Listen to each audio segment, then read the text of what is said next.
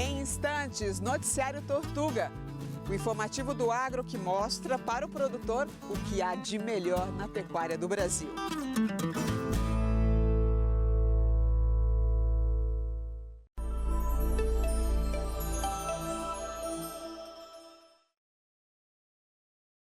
Certificado de recebíveis do agronegócio, o CRA e o mercado de leite são os assuntos do Noticiário Tortuga de hoje. O nosso programa está no ar.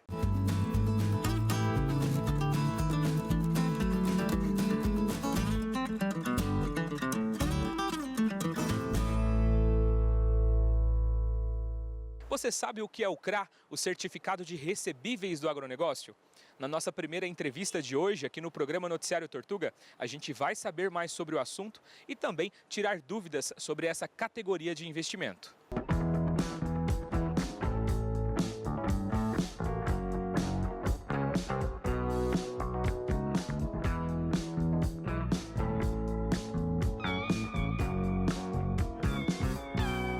O certificado de recebíveis do agronegócio, o CRA, para muitos ainda pode parecer, muitos pecuaristas, muitos produtores ainda têm algumas dúvidas com respeito a esse certificado. E para isso a gente vai bater um papo aqui com o Matias Teixeira, que é da Ecoagro. Obrigado por nos receber aqui e participar com a gente desse programa. Obrigado, Caio. É um baita prazer poder explicar um pouquinho desse mercado que tem crescido tanto e é tão importante para o agro brasileiro. Devido à sua importância, vamos explicar para quem está nos assistindo o que é o CRA. O CRA nada mais é que o Certificado de Recebíveis do Agronegócio, né? Então nada mais é do que empacotar títulos de crédito ou de dívida de alguma maneira do agronegócio dentro de um título de valor imobiliário para ser negociado, como uma dívida do agronegócio. Você estava contando para a gente aqui antes que vocês tiveram aí todo um trabalho desde o início do CRA. Conta para a gente um pouquinho desse início, a evolução que ele teve, como ele vem se encaixando dentro do cenário do nosso agronegócio brasileiro. A gente gosta de falar que ele veio depois do irmão mais velho dele, que é o CRI, né? O CRI talvez um pouco mais conhecido do mercado que ele já tem há mais tempo, que é o Certificado de Recebíveis de Imobiliários. Então era simplesmente o irmão do CRI, mesma coisa que o CRI, só que para o agronegócio.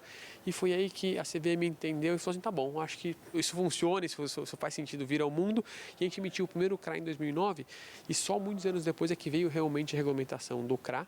Tá certo? Então a gente usou o arcabouço regulatório ali do CRI para poder emitir o CRA durante diversos anos. No ano passado foi um mercado de mais de 40 bilhões de reais de emissão, o que juntou já um estoque emitido ali em vigência de CRA de quase 100 bilhões de reais, né? O que é um número impressionante e que tem servido de muita alavanca para trazer dinheiro para o agronegócio, está sendo bem importante, visto que o governo já enxergou a necessidade de trazer o mercado privado, principalmente, para ajudar a fomentar o setor, porque ele sozinho já percebeu que o potencial é tão grande que ele não vai conseguir, com os recursos controlados, direcionados, ele não vai conseguir sozinho suprir o mercado. Então, bem na verdade, ele está trazendo um monte de instrumento, de facilidades para trazer o mercado privado para fomentar. E, enfim, chegando aí já a 100 bilhões de reais, é um número expressivo e bem bacana. Com certeza. Matias, como que o produtor, seja ele um agricultor, um pecuarista, ele pode conseguir participar do CRA, ter esses certificados aí para ele também? Só quem emite o CRA são as securitizadoras, tá bom?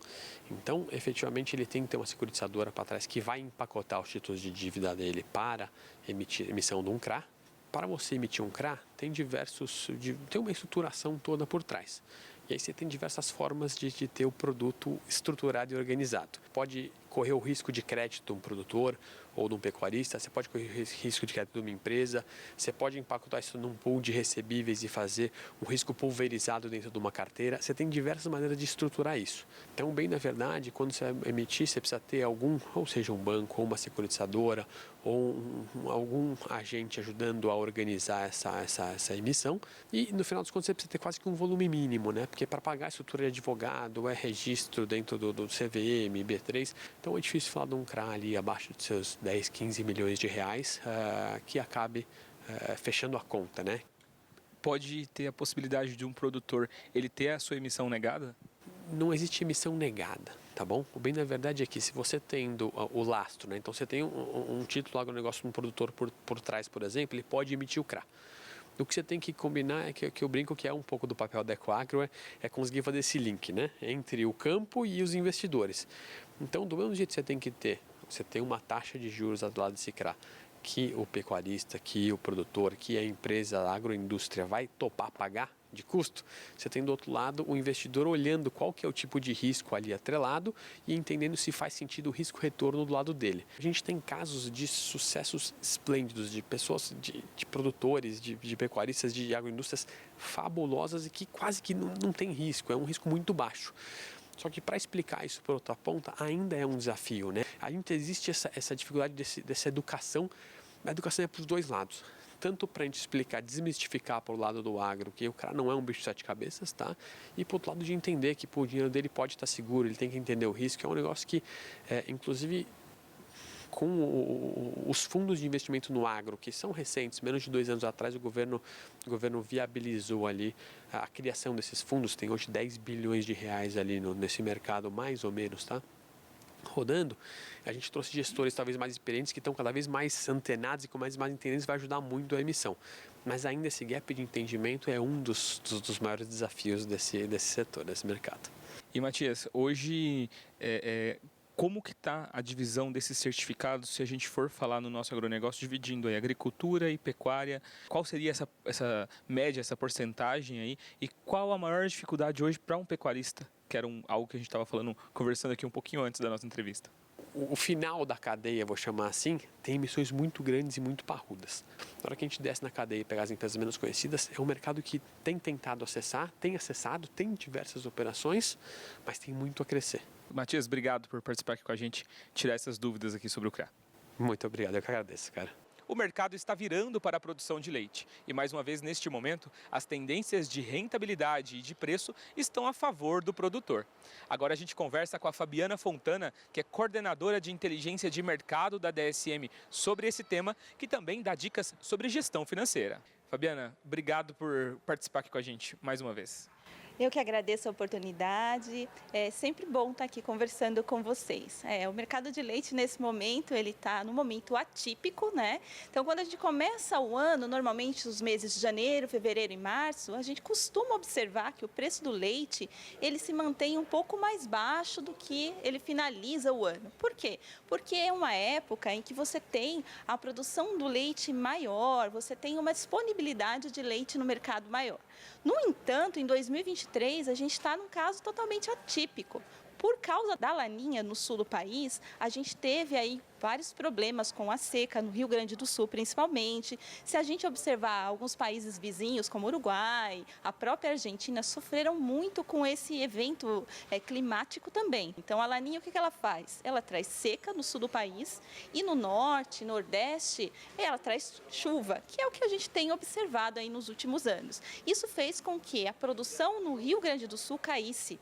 E isso fez com que um problema de oferta, né? O que a gente tem aí? Menos oferta de leite, há um desequilíbrio entre oferta e demanda, e isso causa uma subida dos preços do leite. Então, a gente está observando janeiro, fevereiro e a previsão agora de março também de um preço superior ao que a gente observou nos últimos anos para o leite. Então, eu estou falando aí de um aumento de fevereiro para janeiro de 5%, segundo o CPEA, e algo parecido vindo para março também. Então, é um momento interessante para o produtor de leite, que tem leite aí para ofertar. Mas, por outro lado, a gente tem o consumidor do leite que também está se sentindo apertado, porque a inflação aí vem no montante, vem aumentando aí gradualmente. Então, o leite aí nos últimos 12 meses teve um aumento de 17%. Então, para o consumidor, há aí um momento mais complicado na gôndola. Ele está vendo o preço do HT, que embora nas primeiras semanas aí de março, até a gente observou uma queda, mas já voltou a subir novamente. Então, você veja que há um desequilíbrio, mas que a falta da oferta está aí ganhando esse jogo, fazendo com que o preço do leite fique mais alto aí.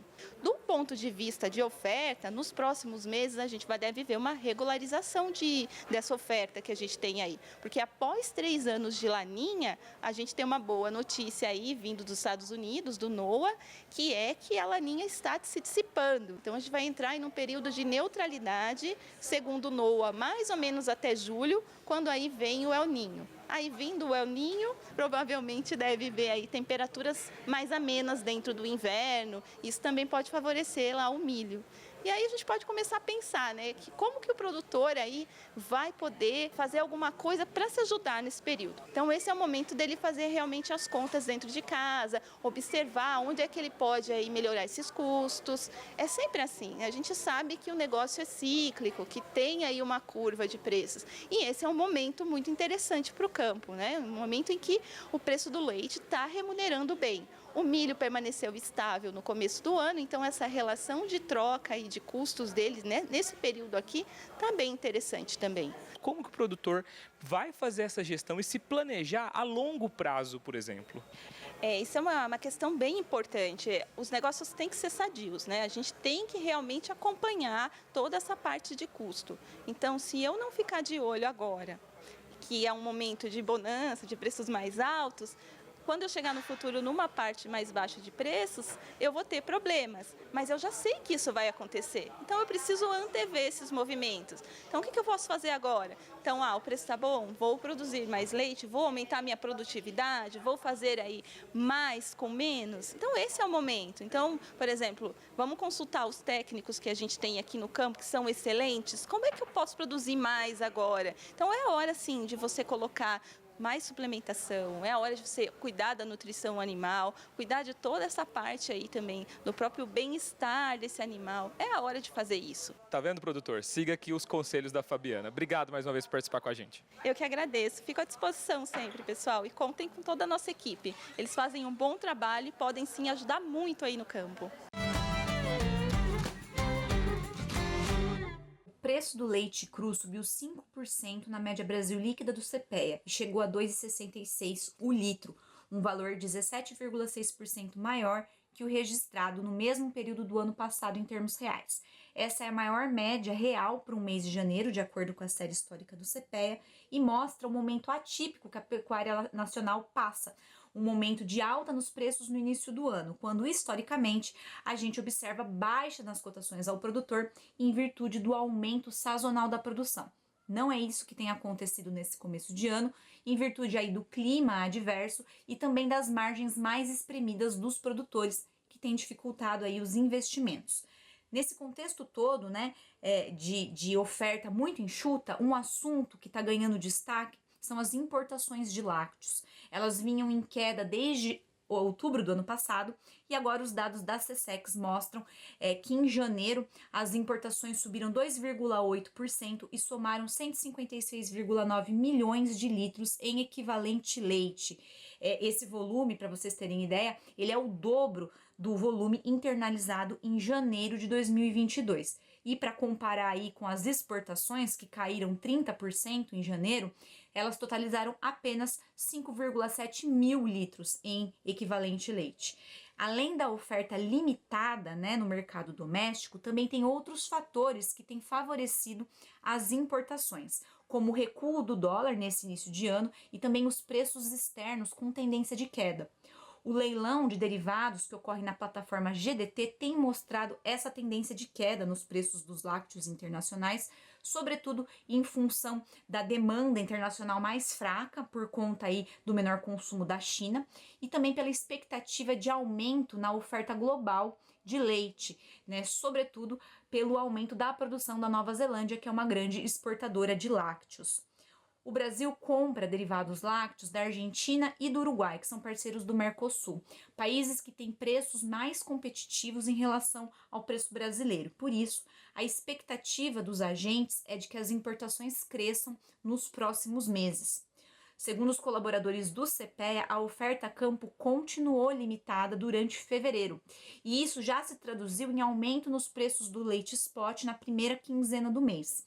Mas a demanda enfraquecida por lácteos lá na ponta final da cadeia freou as negociações, pressionou, né, as cotações do spot na segunda quinzena de fevereiro e também as cotações dos lácteos.